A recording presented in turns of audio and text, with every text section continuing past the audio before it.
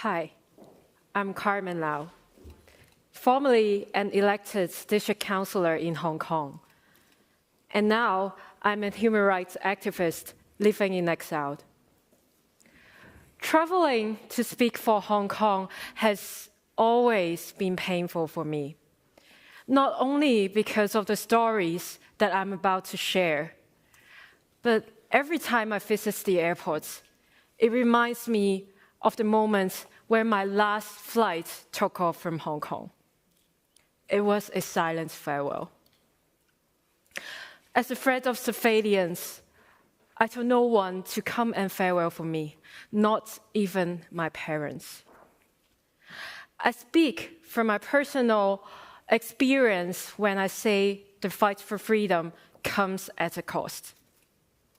And yet, the cost of a silent farewell, an arrested warrant, and an uncertain future ahead in exile isn't as high compared to the plight of the 1,846 political prisoners who have sacrificed their freedom for our movement. In 2019, while the echoes of the umbrella movement still lingered as we proclaimed, "We will be back," we returned to the streets, stronger and more united than ever.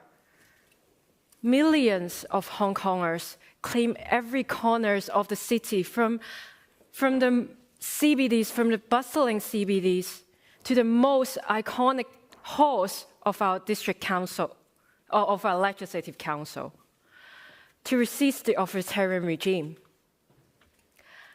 As a fresh grad legislator's assistant working within this most iconic symbol of the public power, as a protester, as a Hong Konger who was born in the time of resistance, I marched on the streets, days and nights, alongside millions of others, until the day that the police lost its sanity.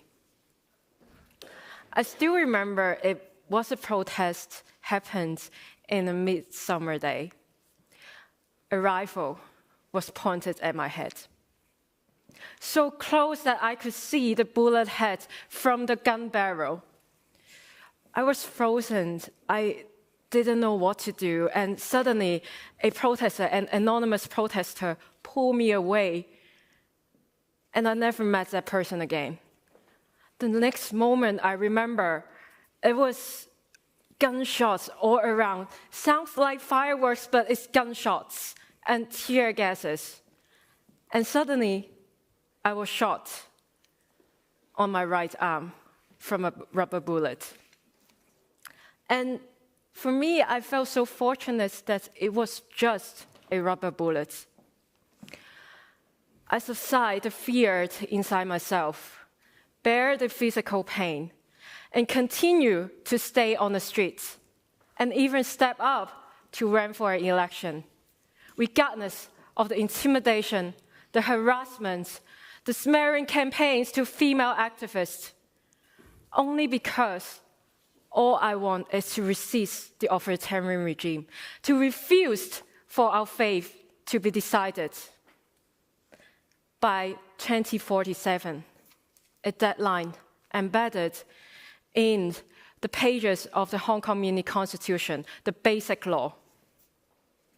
Our struggle is far from over. The police kept escalating its violence and transformed Hong Kong into a police state that you all could see all over the TV, the internet. While the regime tightened its grip on Hong Kong, enforcing the arbitrary national security law, destroying the foundation of the rule of law, they also wiped away all the footprints of Hong Kongers fighting for freedom. Even a sculpture, which you can see a replica outside at the foyer, the Pillar of Shame, which stood as a reminder of the truth of the Tiananmen massacre, was forcibly removed from the campus of the University of Hong Kong. And at that moment, many of the democratic people's representatives were forced to resign from their seats, including myself. I was forced to resign in 2021.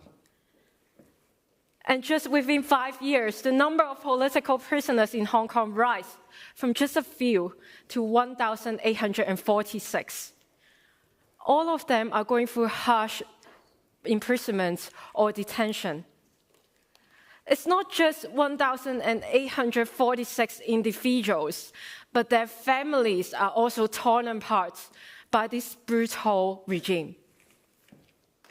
My closest friends and peers, and even my boss, went in behind bars one by one.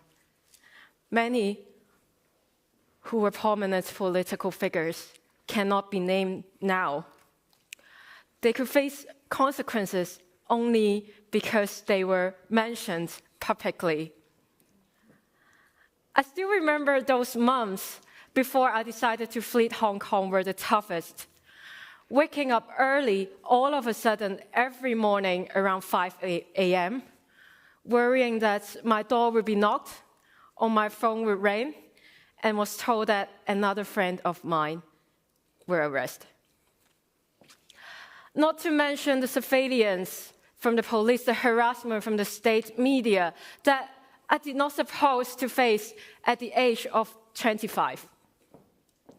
And we were amidst the very despairing moments of our movement. Since 2020, at least 400,000 of Hong Kongers fled the city. And yet, the repression did not stop at the national boundary. Exiled pro-democratic activists were wanted. Some even had bounty on their heads. And I was wanted as well. Just in March, the Safeguarding National Security Bill, better known as the Article 23, came into force. The extraterritorial law has defined that anyone voiced out for supporting democracy would be seen as treason. Anyone who leaves abroad would be seen as anti-China external forces. And those who found guilty would face life imprisonment. And just yesterday, it was discovered that there are Hong Kong foreign intelligence activities undertaken on the British soil, surveilling activists and dissidents. And it's potentially connected with the Hong Kong Economic and Trade Offices, which is the diplomatic offices of the Hong Kong government. All of these forms of repression happened only within a decade. In 1997, during the transition of sovereignty from the British government to the Chinese Communist Party, Hong Kongers were promised a high level of autonomy under the principle of one country, two systems for at least 50 years. No one could ever imagine the crackdown. The denial of Hong Kong's freedom and democratic rights would come so quickly. However, in an era of the totalitarianism, appeals are growing. Autocracies are pulling for each other. However, I see hope. The transnational repression from the CCP, the forced dismantle of civil society inside Hong Kong, pose a chilling effect among Hong Kongers. But it has also encouraged the evolvement of the Hong Kong diaspora.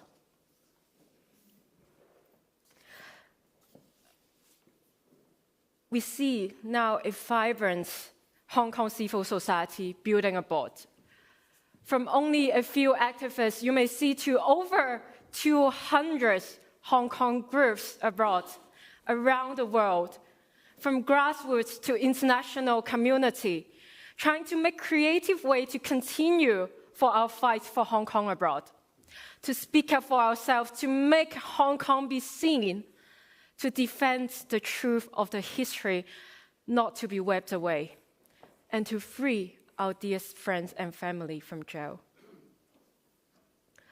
Instead of forcing us to give up, the repression has pushed us to grow, to build a diaspora, to reach out to allies, to collectively shape the community, to fight for the freedom that we are all longing for. This year is the 10th anniversary of the umbrella movement, and it's the 5th anniversary of the 2019 Hong Kong movement. And I stand here before you today, humbly ask you to stand in solidarity with us.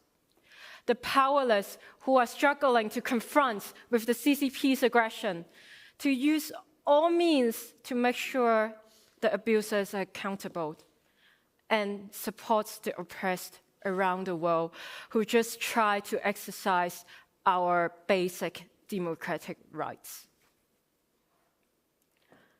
I sincerely hope that next time when we meet again, we will meet in the free and democratic Hong Kong for freedom.